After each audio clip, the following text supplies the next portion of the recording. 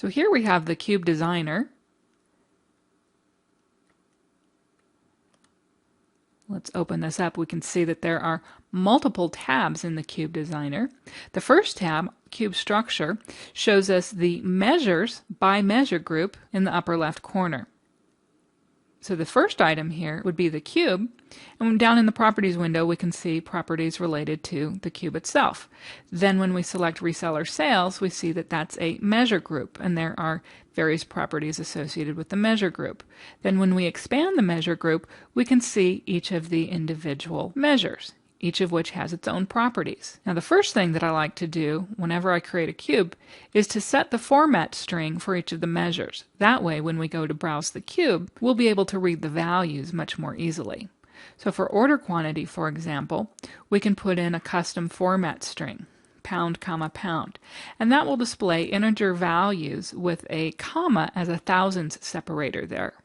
Whereas cost would be a dollar amount, and for that we have a built-in format string. If we use the drop-down list here, we can see that there's a currency format, and that will display in the currency that's applicable to the regional setting for your user's workstation.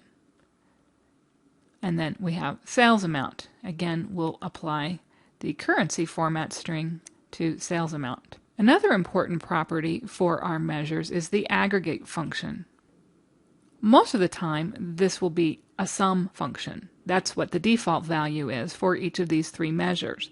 But when we use the drop-down list here, we can see that there are a variety of other aggregate functions. The sum, count, min, and max are all considered to be additive measures. The aggregate functions from by account down to last non-empty are only applicable if you have Enterprise Edition or Developers Edition. If we have a lot of measures, we can group them into separate folders. And all we need to do here is to type the name of the folder. Or if we already have a folder defined, we would use the drop-down list and select it from the drop-down. But because we only have 3 measures, we'll leave this property blank. Another important property is the visible property. If there are certain values that we want to use as part of calculations, but we don't want to display them in the cube, we can change the visible property to false.